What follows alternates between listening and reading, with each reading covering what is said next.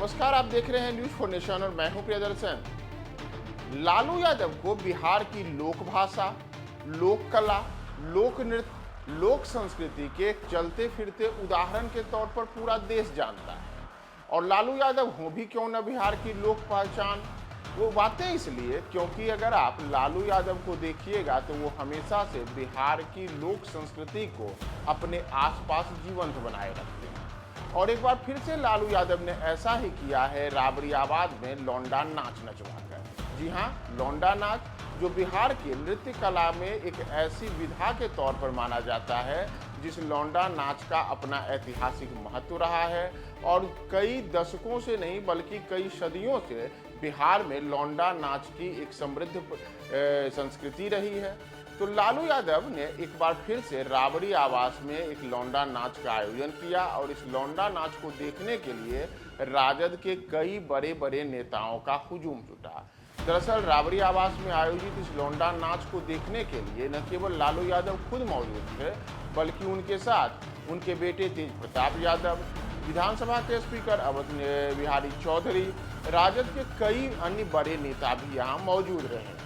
दरअसल अगर बात लालू यादव और लौंडा नाच की जाए तो लौंडा नाच को हालिया दशकों में देश भर में प्रसिद्ध करने में लालू यादव के द्वारा होने वाले कई आयोजन काफी मशहूर रहे हैं। बिहार की लोक संस्कृति की जानदार नृत्य विधा लौंडा नाच भले ही अब विलुप्त प्राय हो रही हो, लेकिन राजद सुप्रीमो लालू यादव समय समय पर इस लौंडा नाच की विधा को जीवंत बनाए रखने का संदेश देते रहते हैं। एक बार फिर से उन्होंने ऐसा ही किया है और इस बार राबड़ी आवास में लौंडा नाच का आयोजन हुआ और इसे देखने के लिए खुद लालू यादव सहित तमाम राजद के बड़े नेता यहाँ मौजूद रहे। अगर हम लालू यादव की बात करें तो लालू यादव शुरू से अपने पार्टी के आयोजनों में लौंडा नाच कराने के लिए जाने जाते रहे। हालांकि लौंडा नाच दिन प्रतिदिन विलुप्त प्राय होता जा रहा है, लेकिन लालू यादव ने ऐसे समय में जब नृत्य की अलग अलग विधाएं सामने आई हैं और आधुनिक दौर में तकनीक अपने चरम पर है, तो वहाँ एक बार फिर से बिहार की लोक विधा में एक माने जाने वाले लौंडा नाच को नए सिरे से पेश कर इस संस्कृति को लेकर के नई पीढ़ी को एक बड़ा संदेश दिया है। लालू यादव पहले भी कई मंचों पर कह चुके हैं कि लौंडा नाच बिहार की लोक संस्कृति की पुरानी पहचान है और ऐसे में जब लालू यादव उस भोजपुर इलाके से आते हैं जहां से लौंडा नाच की ऐतिहासिक महत्ता रही है, तो लालू ने एक बार फिर राबड़ी आवास में उसी लौंडा नाच का आयोजन कराया है।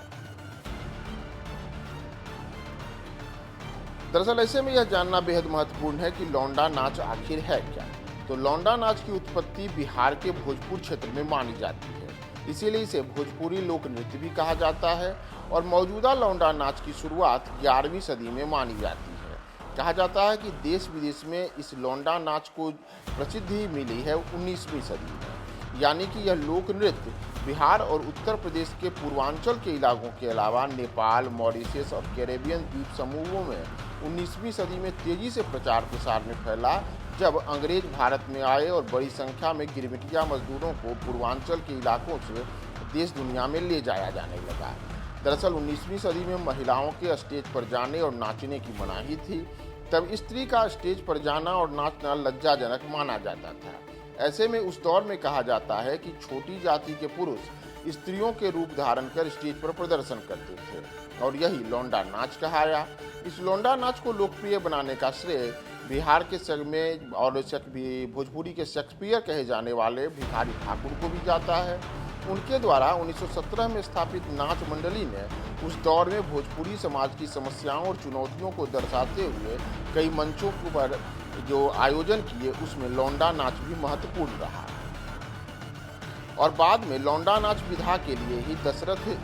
पैच और बाद में लौंडा नाच विधा के लिए ही रामचंद्र माझी एक ऐसे नर्तक हुए जिनकी इस विधा को देश भर ही नहीं बल्कि देश दुनिया में सम्मान मिला और उन्हें पद्मश्री से भी नवाजा गया। तो यह लौंडा नाच जिसका कि एक अपना ऐतिहासिक महत्व है, एक बार फिर से लालू यादव के आवास में इस लौंडा नाच को देखने के लिए बड़ी संख्या में राजद के नेता जुटे और राजद नेताओं ने बिहार में विलुप्त प्राय हो रहे लौंडा नाच को एक बार फिर राबड़ी आवास में देखा।